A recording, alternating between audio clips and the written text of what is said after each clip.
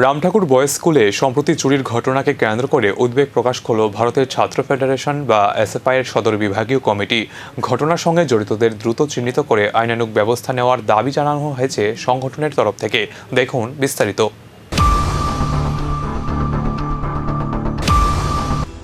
Ram Thakur boys স্কুলে সম্প্রতি চুরির ঘটনাকে কেন্দ্র করে উদ্বেগ প্রকাশ করল ভারতের ছাত্র ফেডারেশন বা এসএফআই-এর সদর বিভাগীয় কমিটি। ঘটনার সঙ্গে জড়িতদের দ্রুত চিহ্নিত করে আইনানুগ ব্যবস্থা নেওয়ার দাবি জানিয়েছে সংগঠন।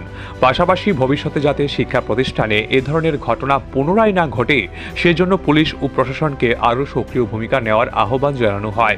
এই দাবিতে সংশ্লিষ্ট কর্তৃপক্ষের কাছে ডেপুটেশনের প্রদান করেন এসএফআই-এর নেতৃত্ব ও কর্মীরা। স্কুলের নিরাপত্তা ব্যবস্থার আরও জোরদার করারও দাবি জানানো হয়েছে।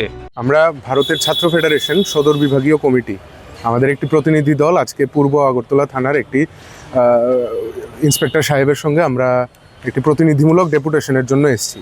মূলত যে বিষয়টা হচ্ছে, আমরা বিগত কিছুদিন আগে আমাদের সংগঠনের নখদর্পণে আসলো যে রামঠাকুর বয়েজ স্কুল, সেই স্কুলের মধ্যে একটা চুরির ঘটনা ঘটে গেছে। স্কুলের আসবাবপত্র, ফ্যান ইত্যাদি জিনিসগুলো চুরি হয়ে গেছে। এটা শহরের প্রাণকেন্দ্রে একটা স্কুল। এই স্কুলের মধ্যে এরকম ধরনের চুরির ঘটনা এটা নিশ্চয়ই প্রত্যাশিত নয়। এটা অভিভাবক মহল থেকে শুরু করে ছাত্র মহল প্রত্যেকেই এই জিনিসটা নিয়ে উদ্বিগ্ন যে স্কুলের। Bureau report, Asian Times.